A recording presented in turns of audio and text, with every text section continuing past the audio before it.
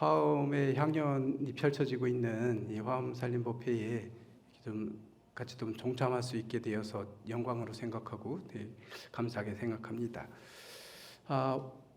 화엄의 세계라고 하면 사실은 저희가 어느 경전보다도 이 경전보다도 우리가 이게 경전을 독송하다 보면 이렇게 환희심이 나고 이게 환희의 이런 도가니에 빠질 수 있는 이런 경전 중에 하나, 이렇게 광대한 이런 얘기들을 하고 있는 경전이다 이렇게 볼 수 있는데요. 일단 일부 화엄경을 두 부분을 크게 나눈다고 한다면 이미 지난 시간까지 일부 1막을 여러분들 다 한번 진리의 세계, 화엄의 세계를 다 한번 살펴보신 보셨다고 보고요. 일단은 끝났고 지금 오늘부터 하는 건 2막이다 이렇게 볼 수 있는데, 그 화엄의 세계가 펼쳐지고 있는 그런 법회 처음 근본법회하고 그 다음에 그런 화엄의 세계로 우리가 들어갈 수 있는 그런 법을 구하는 그런 구도자로서 수행해 나가고 그 법을 구해서 직접 우리가 그 화엄의 세계를 체험할 수 있는 이런 내용들이 선제동자를 주인공으로 해서 펼쳐지고 있는 그런 경문이다 이렇게 볼 수 있겠습니다. 그래서 그게 바로 입법계품이다 이렇게 얘기할 수 있겠죠. 오늘 입법계품 처음 들어가는데요. 입법계라고 하니까 이게 말 그대로 번역하면 법계에 들어간다는 얘기잖아요. 법계는 어딜까? 법계라는 건 뭔가 이렇게 보면 사실은 우리가 지금 우리 인간은 욕계 중생들이거든요. 욕계에 우리가 살고 있다. 욕계의 우리의 업에서 이 세상을 바라보고 있지만 사실은 이 세상은 우리가 보지 못하는 부분도 되게 많은 거죠. 그래서 욕계의 눈으로는 보이지 않지만 이게 진리의 세계, 법계의 세계 함께 있는데 우리는 우리의 업에 보이는 것만 보고 있거든요. 그래서 근데 그것이 바로 우리가 지금 현실 세계에 있는 것하고 그 다음에 이 진리 그 자체로서의 존재하고 있는 이런 그런 진리의 세계, 이런 것들이 다 합쳐져서 존재하고 있는 이 진리의 세계에, 화엄의 세계에 그런 데에 들어간다. 그래서 입법계 이렇게 얘기를 하는 거거든요. 거기에 들어가는 그런 대목들이 선제동자를 통해서 펼쳐지고 있는 그런 하나 드라마다 이렇게 볼 수도 있겠는데요. 어쨌건 입법계 우리가 법계에 들어간다는 건 사실은 저희가 다 대승에서 얘기할 때는 저희가 다 부처라고 얘기하거든요. 전부 다 사실은 부처인데 부처인 줄 모르고 사는 거죠. 그렇기 때문에 사실은 우리 안에 있는 내면에 있는 이 불성을 우리가 다 가지고 있는데 부처님 그렇게 말씀하시죠. 뭐라고 얘기했냐면 우리 중생의 업에 물들어서 지금 세상을 제대로 보지 못하고 있는 욕망에 의해 가지고 세상을 바라보고 있고 행동하고 있고 이렇잖아요. 하지만 우리가 무명으로 물들어 있다 하더라도 바로 그 불성 자리는 한 번도 조금도 물든 적이 없다. 지금 우리 안에 내면에 있는 내 본연의 그 불성은 한 번도 오염된 적이 없다는 거죠. 청정한 그대로를 가지고 있다 이렇게 얘기를 하거든요. 그래서 그런 의미에서 얘기할 때 뭐냐면 부처님하고 우리 중생하고 저울에 달면 저울이 똑같이 부처님하고 내가 가지고 있는 불성은 조금도 다르지가 않다 이렇게 얘기를 하죠. 이게 우열을 이렇게 정할 수 있는 게 아니다 이렇게 얘기를 하거든요. 그래서 바로 지금 내가 못 보고 있는 이 세상, 지금 이 순간에 내 눈에는 보이지 않지만 이 순간에 펼쳐지고 있는 진리의 세계, 이 안에 있는 불성을 가지고 있는 불성의 세계들, 이런 것들을 아주 적나라하게 표현해내고 있는 것이 바로 이 화엄경이다 이렇게 볼 수 있습니다. 그래서 화엄경은 우리 중생이 볼 수 없는 이 진리의 세계들을 아주 표현해내고 있는 그런 것들이다 이렇게 볼 수 있죠. 그래서 화엄경 어느 구절 어디를 펼쳐보든지 간에 상관없이 항상 그런 마음을 가지고 제대로 화엄경을 한번 보게 되면 감동이고 항상 이게 감격스럽고 이런 마음들이 막 생기거든요. 화엄경은 그런 쪽에서 되게 매력이 있고 이런 경전이다. 이래서 특히 우리 한국 사람들이 하원경을 되게 좋아한다고 얘기를 하는데요. 우리하고 되게 맞는 그런 것들이다 이렇게 볼 수 있겠어요. 그래서 이 입법 개품은 또 두 부분으로 나눠지는데요. 근본법회, 지말법회 이렇게 나와요. 그래서 이 부처님이 이 설법을 하고 있는 그 실제로 이 화엄의 이 진리에 대한 불성에 대한 진리 여기에 대한 것들을 그대로 표현해내고 있고 설법하고 있는 부분이 이제 근본법회라고 얘기할 수 있는데요.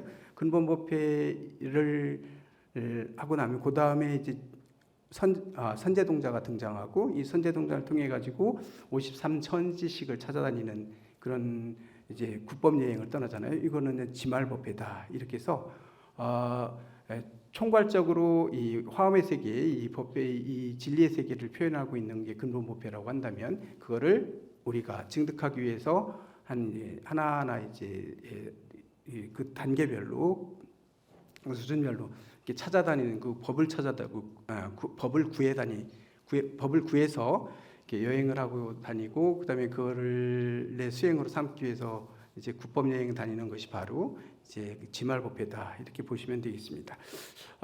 이 경전도 역시 마찬가지로 보면 첫 번에 시작할 때 서분에 시작할 때 보면 이시의 세존이 신라벌 서다림 극고도건에서 뭐 이렇게 얘기 나오거든요.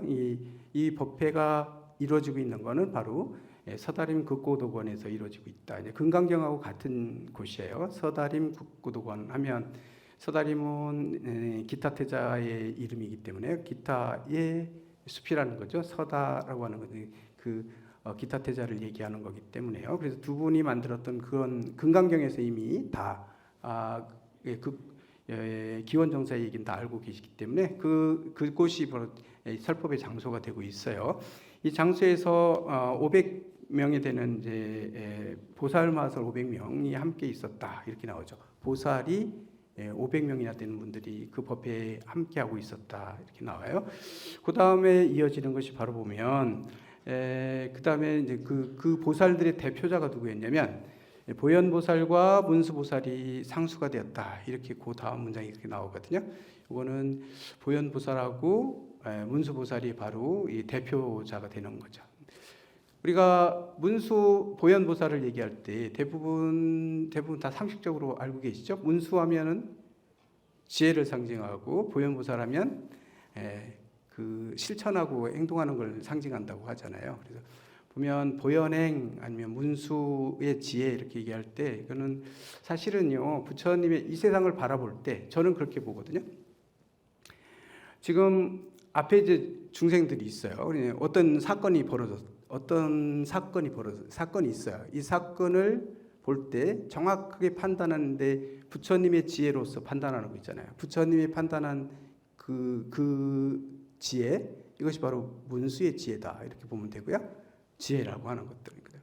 그러면 그런 상황이 벌어졌을 때 부처님이라면 어떻게 행동하실까? 부처님이 이거를 구제하고 어떤 행동을 취해서 하시는 실천이 구제를 하든지 아니면 어떤 행동으로 보여주실 건데요. 이런 부처님의 그 원래 그 바탕에서 나오는 그 행이 바로 보현행이다 이렇게 볼 수 있죠. 그래서 부처님의 두 모습을 보여주는 건데요. 보현과 문수로 보여지는데 문수의 지혜하면 뭐 다른 게 아니라 부처님의 지혜로 지금 이 순간 판단하고 그다음에 이걸 해석하고 바라보는 그 지혜가 바로 문수의 지혜다 이렇게 본다면 보현행이라고 하면 바로 부처님의 행위를 얘기한다. 부처님이라면 이렇게 행동해 있을 것이다. 부처님이 당연히 그 진리의 바탕이 돼서 행동으로 옮기시는 게 바로 보현행이기 때문에요. 이 두 분을 나타내는 것이기 때문에 이 법회에서 바로 보살의 대표 보살은 보현과 문수였다는 얘기는 결국은 부처님의 그 불성 자리를 바탕으로 해서 그 진리의 그런 바탕으로 해서 이루어지고 있는 그런 법회다 이렇게 보실 수 있다는 얘기죠. 그 다음에 이제 보살들이 쭉 나오는 많은 500명의 보살들 명호가 다 나오거든요. 이 나오는데 보면 제일 먼저 나온 사실은 10주 10행 10회양 10지 이렇게 올라가야 되거든요. 그런데 이 보살님들의 명호가 쓰여져 있는 게 이렇게 조금 이렇게 섞여 있어요. 뭐냐면 제일 먼저 십혜양 보살이 먼저 나오고요. 그다음에 십행 보살이 나오고 십지 보살이 나오고 그다음에 뒤에 십회 보살이 나오거든요. 그러니까 이게 조금 섞여 순서대로 안 써 있는 게 이게 뭘 상징하는 거냐면요. 이 근본법회에서 보면 진리 측면에서 보면 진리의 측면에서 봤을 때 부처님의 그런 근본 우리의 그런 진리의 불성의 자리에서 측면에서 보면 우열이 없다는 거예요. 부처님이나 지금 막 출가해서 공부하고 있는 지금 초보자나 아니면 아직 10주까지 못 올라온 사람이거나 십행에 있거나 지하고는 상관없이 모두가 다 평등하다는 걸 얘기하는 거죠. 모두에게는 이미 다 갖춰져 있어요. 우리한테도 갖춰져 있고 공부 많이 한 사람들이 이게 섞여 놓는 근본법회이기 때문에 섞여 있거든요. 뒤에 가면 이제 순서대로 하지만 여기서는 섞어서 이렇게 만들어 놓는 의도가 있다는 얘기죠. 이게 보살님들의 명호를 순서대로 한 게 아니라 이렇게 앞뒤를 이렇게 섞어 놨어요. 이 얘기는 보면 모두가 다 평등한 바로 그 자리다. 우리가 바로 부처다라는 것들을 상징적으로 나타내고 있어요. 그래서 내가 아직 공부가 익지 않아서 깨달음을 얻지 아직 못해서 뭐 누구 공부 많이 한 사람들에 비해서 기가 죽는다거나 물론 내가 이제 더 열심히 공부해야 되겠다 해가지고 이거 발심하는 건 좋지만 그런 쪽으로 하는 건 되게 좋은데 근데 이게 먼저 이게 자괴감이라든가 아니면 막 우월 이런 데서 뭐 이렇게 열등감에 빠지거나 이럴 필요는 전혀 없다. 지금 내 안에 완벽한 부처님이 그대로 가지고 있거든요. 다만 나는 아직 그대로 못 살고 있을 뿐이잖아요. 그러니까 그걸 봐야 되는 이런 것들을 상징적으로 우리가 나타낼 수 있어요. 그래서 불교에서는 보면 아무리 나쁜 사람, 악한 사람이라 해도 함부로 이게 무시하거나 이게 홀대하면 안 된다는 거죠. 왜냐하면 똑같이 존중해줘야 되는데 어떤 면에서 불성을 가지고 있는 존재라는 면에서 그래요. 다만 현실 세계에서 업은 좀 다른 문제잖아요. 그렇기 때문에 두 가지 측면을 다 곁들여서 봐야 되지만 어쨌건 그 죄를 뭐 옛날 밖에서도 그런 얘기하잖아요. 죄가 있거나 이랬을 때 그 죄는 미워할지는 사람을 미워하지 말라는 얘기 이런 거나 마찬가지인데 우리가 모두가 다 불성을 가진 부처이기 때문에 그래요. 아무리 지금 잘 몰라서 이렇게 업 속에 빠져가지고 이렇게 나쁜 업에 빠져서 살고 있는 사람이 있을지를 몰라도 그렇다 하더라도 그 사람의 안에 있는 불성은 똑같다고 보는 거고 존중받아야 되는 거고요. 그분 자체가 부처다 이렇게 볼 수 있는 것이죠. 어쨌든 이런 보살님들의 명호가 쭉 많이 이렇게 쭉 이어지고요. 그러니까 사실은 보살님들의 명호를 우리가 읽을 때에도 보살님들의 명호에도 다 의미가 있잖아요. 뜻이 있고 뭐 이런 거 다 돼 있거든요. 이 이름 하나하나에도 되게 좋은 뜻을 다 가지고 있어서 우리가 지금처럼 저희가 이렇게 법회를 한다거나 아니면 학인 스님들하고 강의할 때 이게 내용을 파악하기 위해서 할 때는 막 그냥 넘어가지만 사실은 혼자 공부하실 때는 이 명호 하나하나 이렇게 다 보살님 명호를 하나하나 읽어도 뜻을 알면서 읽으면 되게 환희심이 난다. 이 이름이 너무 많이 막 이렇게 100명, 500명의 이름이 쭉 돼 있기 때문에 이 이름 읽으면서 이거 다 언제 다 읽어? 뭐 이거는 그냥 너무 이렇게 하면 안 되고 원래 이제 혼자서 경전 독송하고 화엄경을 보실 때는 그 하나하나 명호도 다 읽어 보시면 좋습니다. 명호를 읽다 보면 또 환희심이 나거든요. 어쨌건 그 진리의 한 면을 다 표현해 놓고 있는 이름들이기 때문에 그렇다 이렇게 볼 수 있죠. 그 다음에 나오는 이제 이렇게 보살들이 500명의 보살들이 모였어요. 이렇게 모셨는데 여기서 보면 그 다음 이어지는 분이 뭐냐면 보살의 덕을 이제 찬탄하는 부분이 이어지죠. 이 보살들의 덕이 뛰어남을 찬탄하는 그런 것들이 나왔는데 첫 번째 문장이 이 문장이 나왔어요. 이 모든 보살들이 다 보현의 행과 원을 성취하였다. 이렇게 결국 보현의 행과 원을 성취했다는 얘기는요. 이 법회에 모여 있는 모든 보살들은 부처님하고 똑같이 행동을 하고 있다는 거예요. 부처님의 행을 하고 있는 그런 참가하고 있는 분들은 자기가 하는 행동들이 전부 다 부처님의 행하고 똑같이 됐다 이런 의미를 가지고 있죠. 근본법회 속에서요. 그래서 뭐 10가지 찬탄하는 부분들은 저거하고요. 그런데 여기 보면 성문 그 다음에 이어지는 게 이제 또 성문들이거든요. 우리가 소승이라고 얘기하는 성문승들에 대한 또 덕도 찬탄하거든요. 이게 찬탄을 해요. 역시 마찬가지로 성문이라고 하더라도 소승이라고는 하지만 그분들이 가지고 있는 법성 자리는 똑같기 때문에 그렇습니다. 그리고 이 법회에 참석한 그 진리의 법회에 참석했기 때문에요. 그런 분들이 그것만 고스란히 다 드러나는 거죠. 그래서 모든 사람들이 다 그런 불성 자리가 그대로 드러내 보이기 때문에요. 이 성문들의 또 훌륭한 점들도 찬탄하고 있어요. 그 다음에 이어지는 게 뭐냐면 신기한 건 그 다음에 왕들에 대한 공양을 올리고 하는 이 왕들에 대한 또 찬탄이 이어지거든요. 예, 그들이 가지고 있는 부처님한테 공양을 올리고 그다음에 공양을 올리고 그다음에 수행자들을 뒷바라지하고 이렇게 하시는 이런 분들의 공덕을 또 찬탄을 하거든요. 여기 이런 공덕들도 역시 마찬가지로 부처님의 그런 불성 자리에서 나오는 행위들이고 칭찬받아 마땅한 그런 고귀한 행동들이기 때문에 역시 요 칭찬을 막 합니다. 그 자리에 칭찬을 10가지로 다 10가지로 칭찬을 다 하고 있죠. 이렇게 하고 난 다음에 이 자리에 모였던 자기들이 다 있는 이 모였던 대중들이죠. 그러니까 성문도 있고 보살들도 있고 그다음에 임금들도 있고 그다음에 일반 비구스님들도 있었을 거예요. 이런 분들이 모여 있던 이분들이 다 같이 생각합니다. 이 금호법회에서 나오는 거예요. 다 생각하기를 와 이거는 다 불가사의한 거구나. 우리가 그냥 우리의 업으로는 이것들 우리 생각으로는 미칠 수 없는 이런 대단한 것들이다. 이런 생각을 하고 부처님께 법을 청하죠. 중생들이 가지고 있는 온갖 욕망, 온갖 바램, 중생들이 가지고 있는 갖가지 말, 지혜 이런 것들에 따라서 이런 가지가지 다 다를 건데요. 모여 있는 중생들이 그 중생들이 가지고 있는 그런 업이나 말이나 행동이나 욕망이나 이런 가지가지의 다름에 따라서 부처님께서는 어떻게 주기를 바라냐면 이들에게 부처님의 과거에 당신이 했던, 당신이 수행했던, 그리고 이런 사람들을 구제했던 당신의 경험에서 나왔던 정확한 딱 맞는 이런 말씀들을 저희한테 좀 다 베풀어서 그런 걸 베풀어 가지고 저희를 깨우치게 해달라 이런 이제 그런 청을 하는 거거든요. 이렇게 청을 하자 부처님께서는 당연히 그 다음이 나오는 게 뭐냐면 부처님께서 삼매에 들어가세요.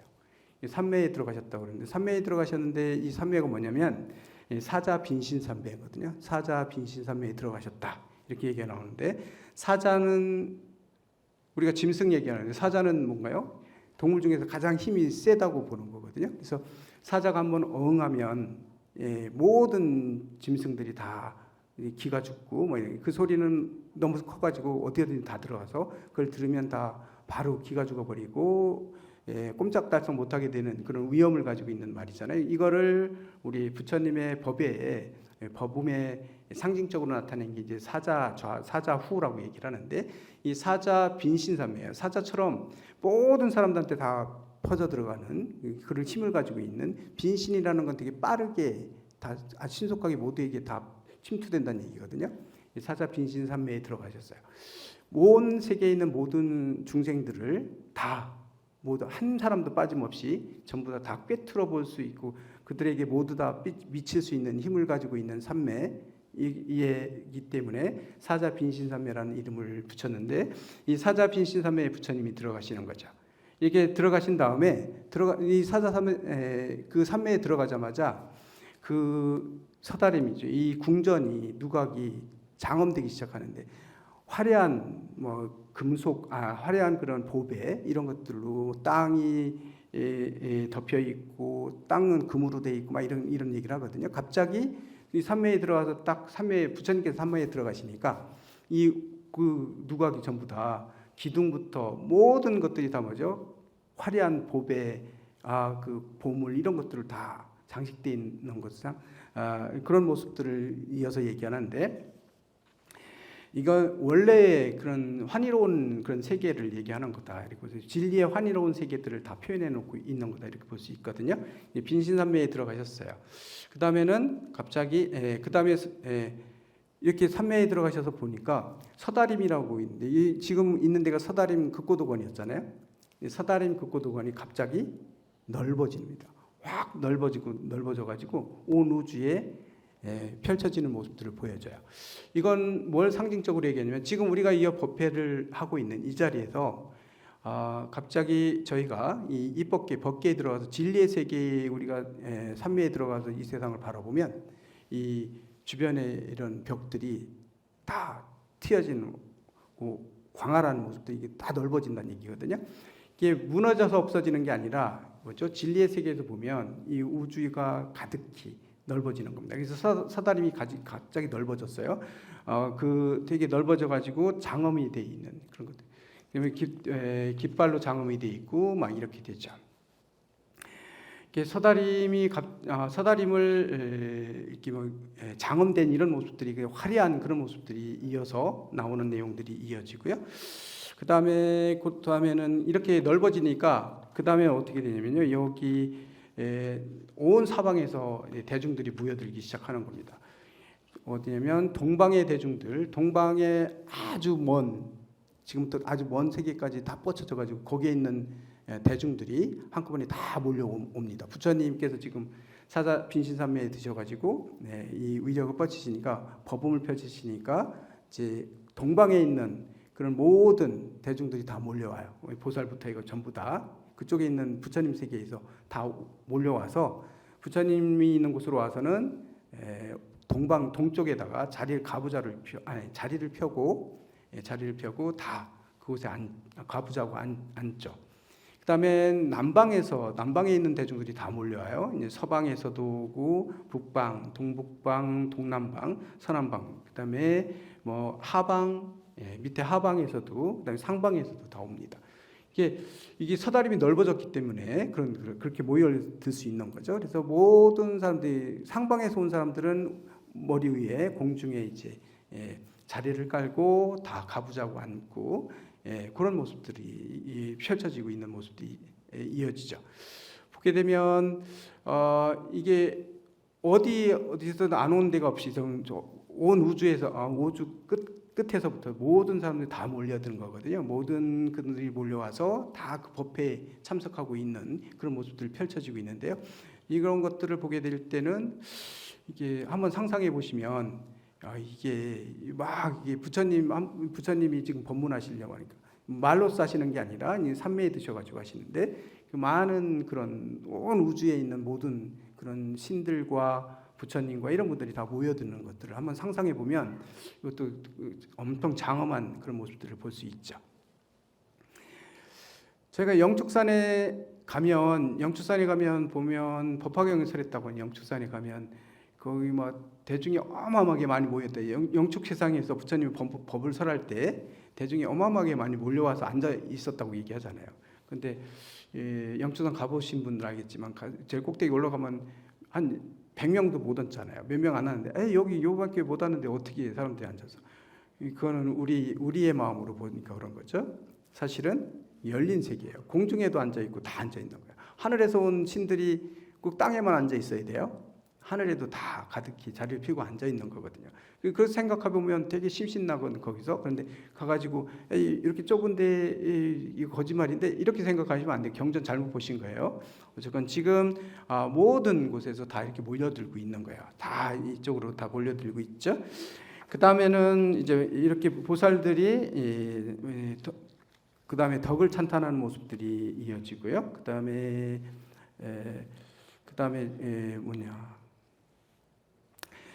그 다음에 이어지는 부분들을 보게 되면 그런데 그 자리에는 누가 같이 있었냐면 성문들도 같이 있었고 왕들도 같이 있었잖아요. 그 밑에 아직 깨닫지 못한 이런 분들도 같이 있었어요.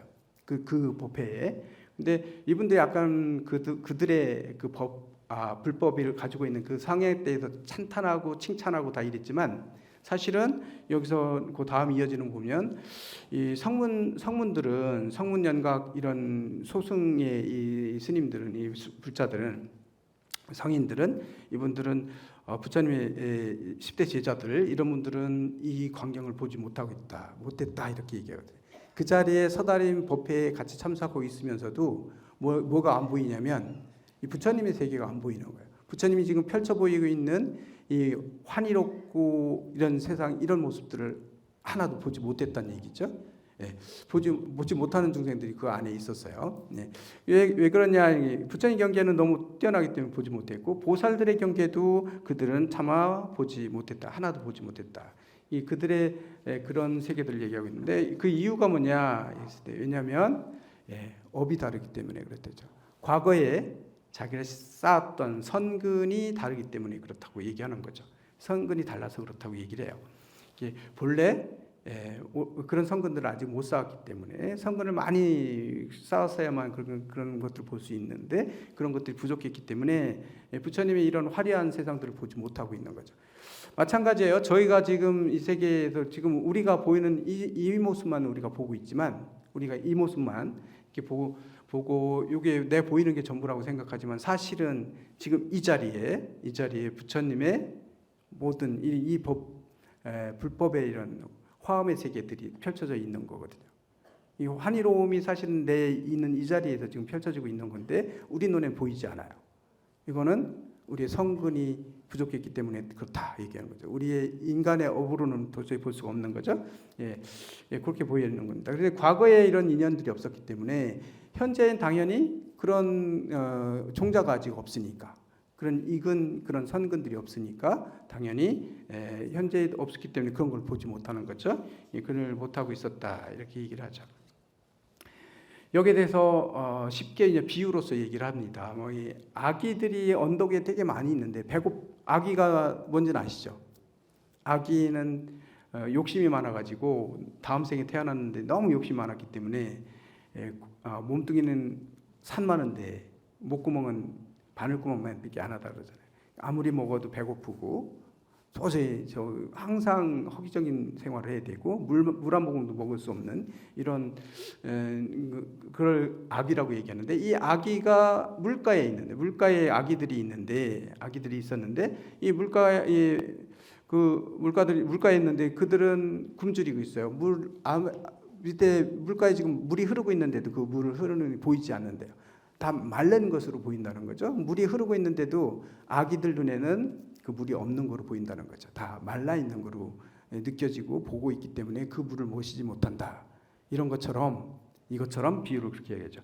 큰 성문이나 이런 소승의 그 성자들도 서다림에 있으면서도 열의 광대한 신통의 힘을 보지 못하고, 그다음에 일체 지혜를 다 이렇게 찾지 못했기 때문에 무명의 막이 눈이 어두워져서 일찍이 이런 그런 걸 볼 수 있는 그런 선근을 심지 못했기 때문에 그렇다 이렇게 얘기를 하고 있죠. 그래서 요 가지 이렇게 비유를 또 10가지씩 쭉 나오는데요. 그거는 각자 한번 경전 직접 한번 보시면 좋겠고요. 다 이렇게 성문들 열의 경계를 보지 못하고 다 10가지 비유로서 이제 설명을 하시는데요. 이 10가지 비유를 끝맺는 부분들이 나와요. 그 다음에 그 비유로서 이런 걸 설명해 주고 나니까 그 다음에 나오는 게 뭐냐면, 시방에 이제 보살들이, 세방에서 몰려온 보살들이 전부 다 각자 나와서 동방에서 오셨던 분 대표로 해가지고 개송으로 이제 부처님을 찬탄하죠. 이 서다림의 이 법회에 이 모습들을 찬탄하는 내용이 그 다음에 나옵니다. 보면 한분 앞에 조금만 한번 보게 되면요, 그때 이제 동방의 비로다라 광명보살이라는 분이 이 지금 서다림의 이 법회에 지금 펼쳐지고 있는 이 광경에 대해서 찬탄하는 부분들이 나오는데, 한글로 되어 있는 걸로 한번 볼게요. 그대들은 마땅히 부처님의 도가 불가사의함을 살펴보라. 이 서다림에서 신통한 힘을 나타내 보이시도다. 지금 부처님께서 다 보이시고 있다는 거죠. 이제 보라 안에는. 그다음에 잘 가신 부처님의 위신의 힘으로써 나타내심이 다함이 없어 일체 모든 세간들이 미혹하여 능히 알지 못하도다. 법왕의 깊고 미묘한 법 한량이 없고 헤아릴 수 없어 나타내신 바에 여러 가지 신통을 온 세상이 측량할 사람이 없도다. 이렇게 찬탄을 하고 있죠. 그래서 마지막은 뭐라면, 소문이 널리 퍼진 모든 큰 보살들 한량없는 삼매의 힘으로 나타내는 모든 신통의 변화 법계에 가득히 충만하도다. 이렇게 찬탄을 하고 있습니다.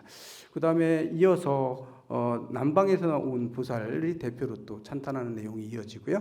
그 다음에 서방, 북방, 동북방, 동남방 서남방, 서북방, 하방, 상방에서 온 보살들을 대표해서 또 이렇게 찬탄을 하는 내용들이 이어지고 있습니다. 이런 모습들이 다 하나하나씩 한번 보시게 되면 부처님 세계를 있는 그대로 보여주고 있는 모습이기 때문에요.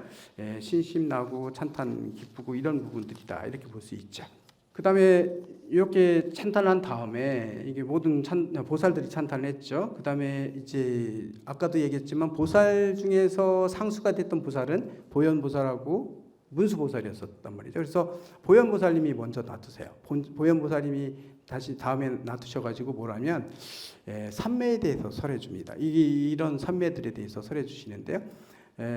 이런 것들 어떤 삼매 이 삼매들을 다 얘기를 하죠. 그러면서 보현보살의 백호광에서 눈 사이에 있는 백호에서 광명을 놓아서 모든 아까 제대로 보지 못했던 성문들은 보지 못했잖아요. 이 부처님 세계를 아직 보지 못하잖아요.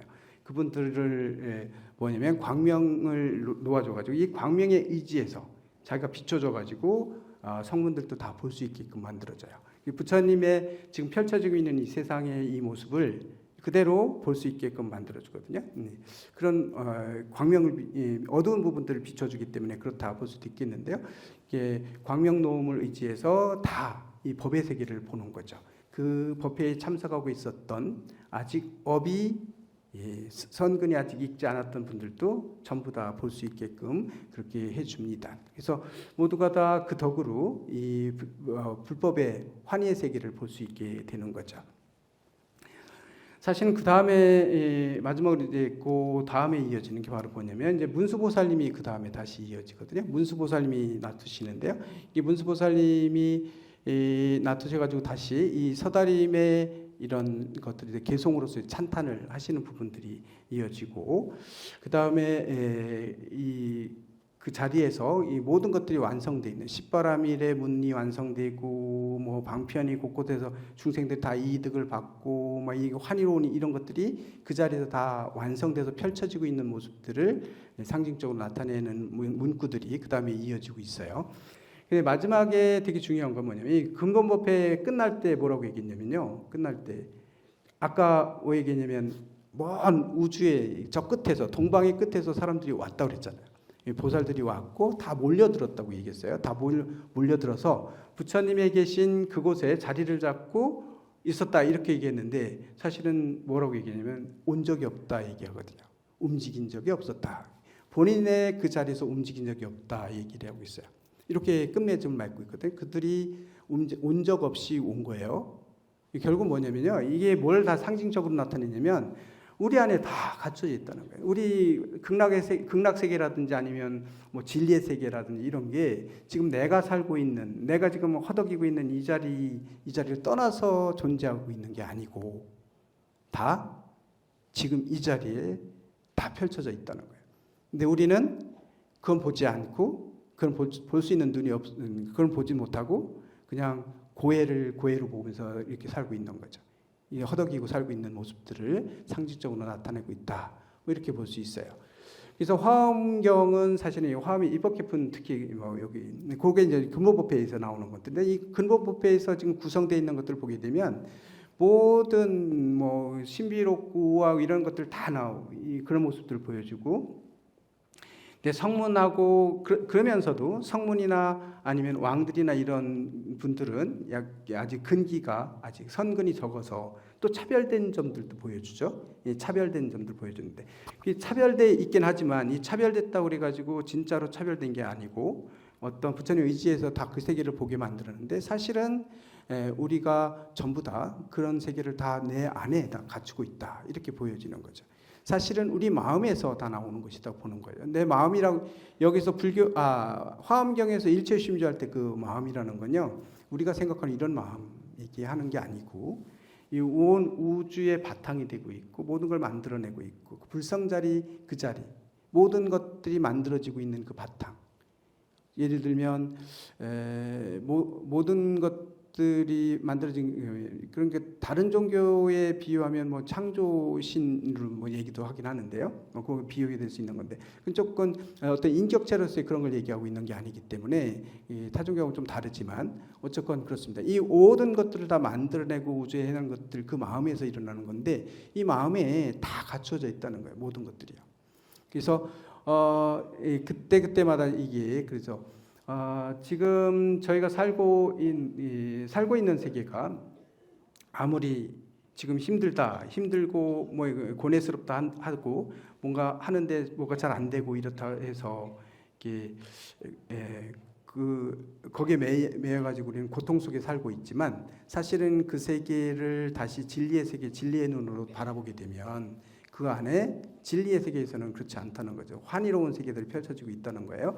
그래서 대부분 뭐냐면 우리가 이게 공허하다는 거, 뭐 실체가 없다는 걸 잘 모르기 때문에 이제 우리가 뭐 이 집착이 생기고 그러다 보니까 뭐가 안 이루어지고 이러니까 막 힘들어하고 괴롭고 막 이렇게 얘기하지만 사실은 모든 현상들이 일어나고 있는 그 바탕을 들여다보고 그 만들어지고 있는 걸 보면 다 무상한 거거든요. 무상하게 다 흘러가고 있는 거거든요. 실체가 없어요. 지금 내가 괴롭다고 오늘 내가 괴롭다고 했을 때 사실은 그래서 저녁 때 되면 그 괴로움은 또 바뀌죠. 내일하고 오늘 같은 괴로움이 계속 되는 것 같지만 자세히 관찰해 보면 깨어 있는 마음으로 한번 자기의 마음을 한번 관찰해 보면 이 괴로움이라는 것도 계속 바뀌거든요. 어제의 괴로움이 오늘 괴로움이 아니에요. 똑같이 이어지는 것 같긴 하지만 다 변화되고 있어요. 이게 왜냐하면 실체가 없기 때문에 그래요. 다 무상한 것이기 때문에 그런 거죠.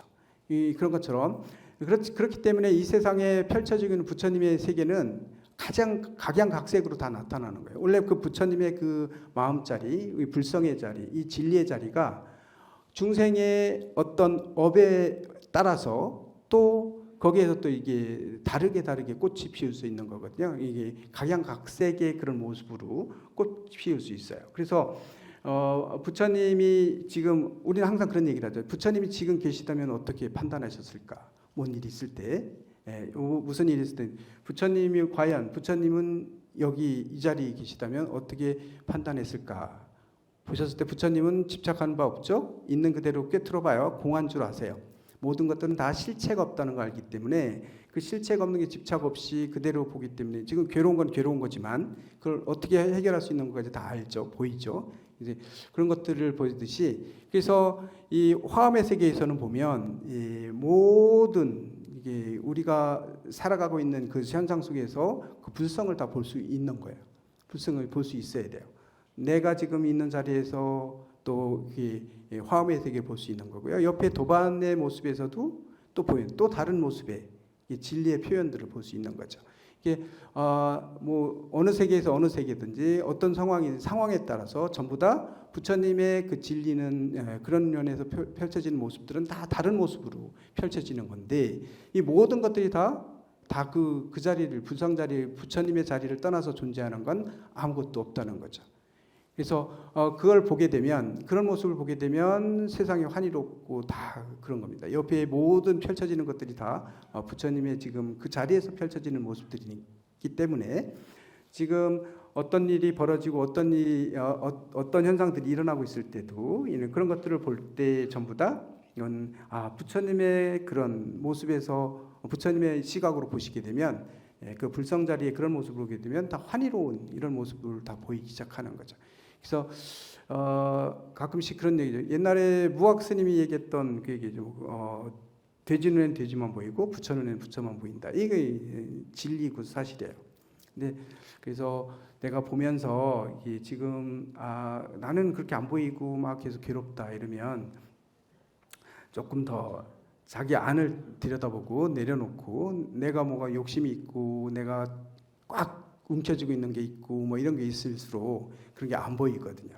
그런 거 다 내려놓고 보면 다 내려놓고 다 내 걸 다 내려놓고 한번 보시면 이 부처님의 세계가 보이고 부처님의 진리의 세계들이 환희로운 세계들이 다 보일 수 있다.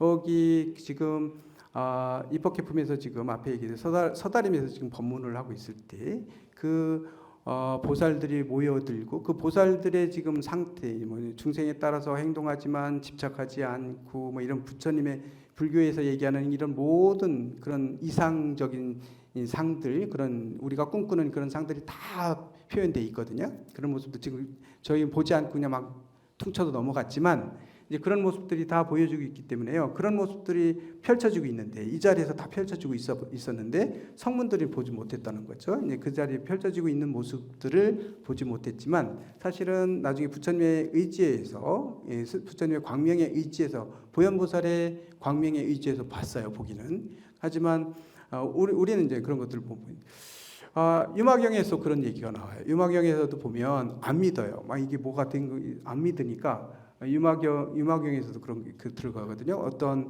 부처님의 위실력으로서 다 보이게 하거든요. 산매에 들어서 다 볼 수 있게끔 만들어 주거든요. 근데 부처님이 딱 거두어 버리니까 다시 그 세계에 사라져요.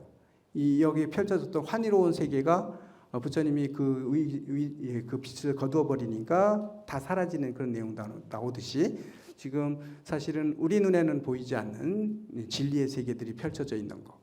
이거를 어디서 확인해 볼 수 있냐면 내가 이해는 할 수 없지만 내 눈에는 안 보이지만 부처님의 이 화엄경을 통해 가지고 보면 화엄경을 통해서 화엄경에 나와 있는 이런 내용들을 그냥 환타지로 보시면 안 되고요.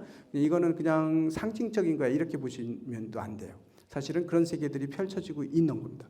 지금 어디에? 바로 이 자리에서 내 마음속에서 다 펼쳐지고 있는 것들이고 모두가 이렇게 보시면 되고요.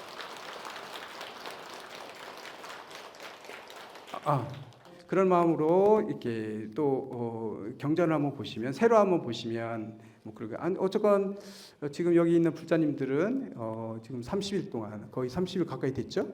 30일 가까이 되는 동안 화엄의 세계에서 계속 이렇게 논의하셨어요. 보시고 이제 거기서 펼쳐졌던 그런 모습들이 전부 다 사실은 다 이 안에 있고 내 안에 있고 멀리 있는 게 아니고 내가 부처님 세계에 가야만 되는 게 아니고 부처님이 돼야만 볼 수 있는 게 아니고 사실은 내 안에 지금 존재하고 있고 이 현장에서 지금 펼쳐지고 있는 모습들이다 하시고 그런 모습들이 지금 펼쳐져 있는 걸 항상 상상하시고 보시고 그러면 좀 환희롭고 이게 그냥 상징적인 내용이 아니라 실제로 그런 모습들이 좀 우리 인간에 맞춰서 설명해 놓으셨지만 이런 신비로운 세상들이 펼쳐지고 있다는 거 이런 것들을 한번 생각해 보시면 살맛나는 세상이 있고 아무리 힘들어도 우리가 이제 희망을 가지고 살 수 있는 이런 것들이 되지 않나.